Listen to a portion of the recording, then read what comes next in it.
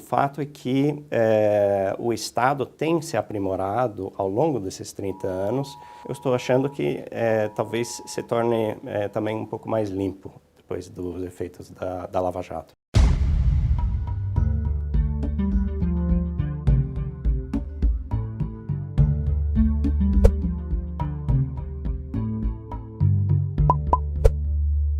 Em 2015, entrevistamos o professor da American University, Matthew Taylor, que disse a seguinte frase: Brasil é um país que demora muito para mudar de rumo.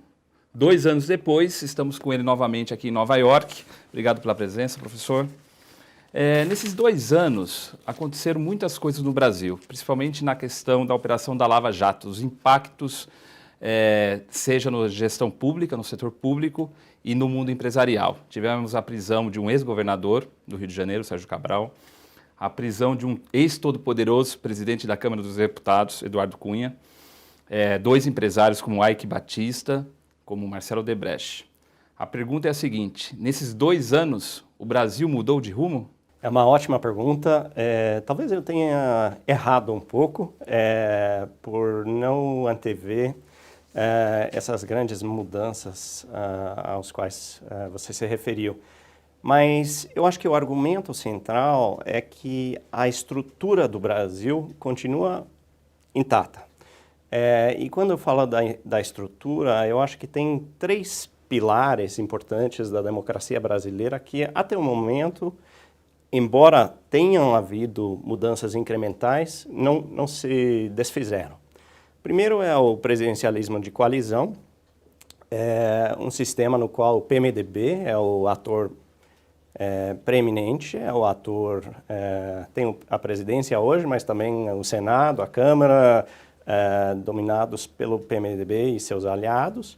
É um partido que, desde a transição à democracia, tem sido o partido mais importante e é um partido que, ideologicamente, não é um partido especialmente rígido. É um partido que busca o poder pelo poder, sem necessariamente ter uma plataforma ideológica muito coerente ou mesmo contínua no tempo.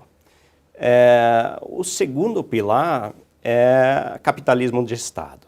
E eu acho que o fato de você ter uma economia no qual o governo, o Estado, tem um papel preeminente, tem criado todo tipo de incentivo, todo tipo de incentivo para os atores econômicos investirem no governo, investirem no Estado, investirem na relação com os políticos. E eu acho que, apesar de haverem em curso atualmente algumas reformas que são mais reformas fiscais, mas são reformas, apesar de ter essas reformas em curso, são reformas que mudam a estrutura fiscal do Estado sem mudar o Estado em si e sem mudar esse capitalismo de Estado. E o terceiro pilar é a impunidade jurídica. E eu acho que quando a gente olha para a história do Brasil nos últimos 30 anos, uma das questões mais polêmicas ou difíceis de se entender para um observador estrangeiro é a impunidade prática que se dá aos crimes de corrupção. E quando se juntam esses 3 pilares, é que eu digo que a estrutura ainda não mudou muito. Eu acho que a estrutura talvez venha a mudar, mas é um processo, como em qualquer outro país grande, é um processo que vai demorar muito tempo, é um processo que envolve muitos atores, muitos jogadores de veto que podem dificultar a mudança, e será necessariamente uma mudança paulatina, incremental, com muita barganha entre os atores. Continuando nesse assunto, essa relação empresários e gestores públicos, o poder público, você acredita que a corrupção começa como, né? É o empresário que quer comprar uma facilidade ou o gestor público que quer vender uma facilidade? E se isso tem relação com o tamanho do Estado, né?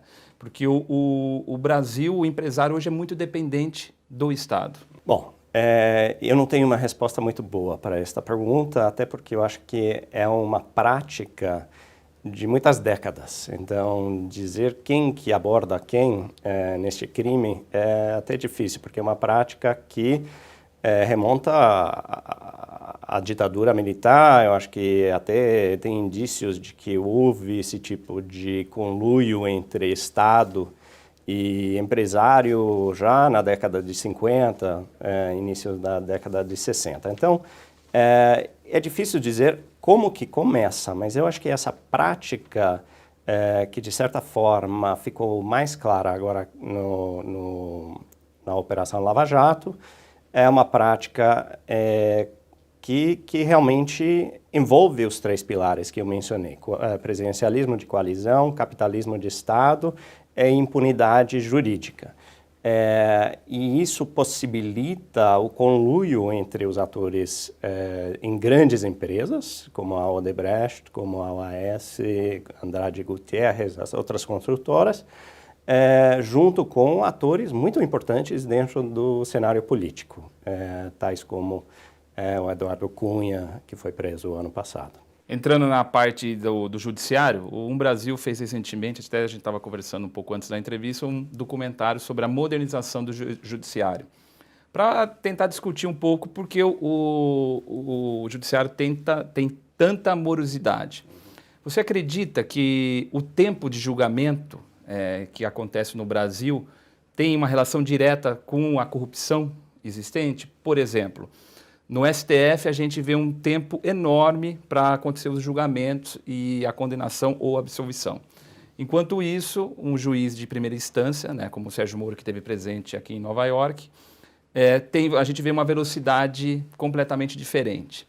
Queria que você falasse um pouco sobre esse tema. Eu acho que tem duas questões aqui. Uma é estrutural do judiciário. O judiciário brasileiro, por uma série de questões positivas, como a redemocratização, a independência que foi dada ao judiciário, ela atrai um número enorme de petições, de pedidos, né?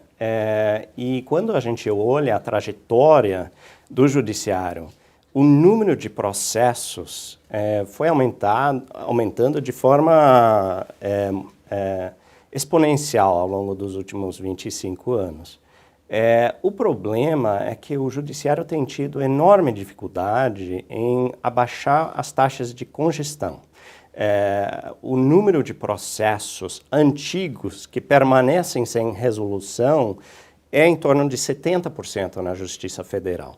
Ou seja, todos os novos processos que entram são resolvidos. Em um determinado ano, o número que entra é mais ou menos parecido com o número que sai, o número de processos que são resolvidos. Só que permanece todo o restante que não foi resolvido. Então, essa taxa de congestionamento é um problema muito forte para o judiciário, não somente em torno da corrupção, mas em torno de qualquer política do governo que está sendo questionada, em termos da eficiência do judiciário, tudo isso está envolvido. Agora, eu acho que a segunda pergunta que você fez, André, tem a ver com os ritmos diferentes que existem nos tribunais de primeira instância se comparados com o STF. Quando a gente compara o que está acontecendo no Lava Jato com o que está acontecendo com processos semelhantes no STF, realmente há uma disjunção muito forte, uma diferença muito chocante. O número de processos que envolvem políticos que estão no STF, ou que entraram, processos que entraram no STF ao longo dos últimos 30 anos, não é muito grande, é menos de 300. Mas quando você olha para o número que foram de fato resolvidos, seja pela condenação, seja pela absolvição, o número é muito baixo, em torno de 2 em cada 5 processos, 40% ou menos. Há um número ainda que foram resolvidos, mas onde o crime prescreveu, mais ou menos 1/3 dos processos envolvendo políticos, onde o crime prescreveu antes que a condenação tenha chegado. Nós estávamos conversando também sobre a questão dos impactos dessa morosidade com a politização, né? A gente está vendo, por exemplo, na Operação Lava Jato, as pessoas que são a favor, as pessoas que são contra. E o debate está caindo muito na questão ideológica, né? É um outro rumo, é uma outra discussão. Você acredita que essa morosidade que existe nesse julgamento dos políticos, principalmente, ajuda? Porque quando você ainda não tem a verdade estabelecida. Queria que você falasse um pouco sobre essa questão também.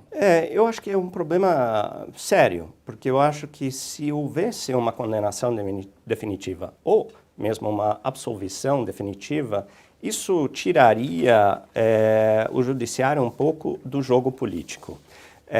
Tem vários exemplos muito importantes. Por exemplo, Mensalão. O Mensalão foi um choque ao sistema, mas mesmo o Mensalão, se a gente for ver, foi um escândalo de 2005 que não foi resolvido até 2013 pelo STF. E nesse meio tempo, você teve envolvidos que continuavam na política, alguns que posteriormente foram condenados, mas que continuam com cargos ou pelo menos com influência dentro do governo, e também puderam protestar, puderam se fazerem de vítimas. Então, eu acho que tem um pouco isso. Eu acho que outro exemplo clássico é o exemplo do Renan Calheiros. Renan Calheiros está com um processo há quase uma década no STF. Eu não sei se ele é culpado ou não, mas o fato ele tem essa sombra sobre ele há quase uma década. Então, eu acho que enquanto o judiciário demora para resolver esse tipo de processo, o judiciário se torna um alvo potencial da politização. Ele será chamado os juízes, o judiciário em si será chamado de parcial, potencialmente politizado, e isso não pode ser bom nem para a independência dos tribunais, nem para os juízes.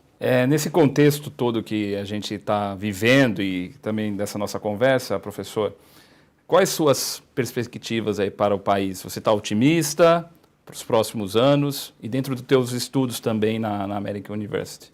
Olha, apesar de tudo que eu falei até o momento, eu continuo muito otimista com o Brasil e tem muito a ver com esse progresso incremental que eu tenho visto, eu tenho acompanhado. Eu estudo o Brasil desde o início da década de 90.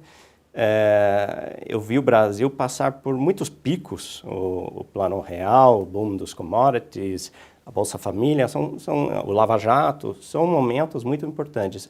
Mas os momentos que talvez tenham sido mais importantes do que esses picos que eu estou chamando são as mudanças incrementais que permitiram uma maior taxa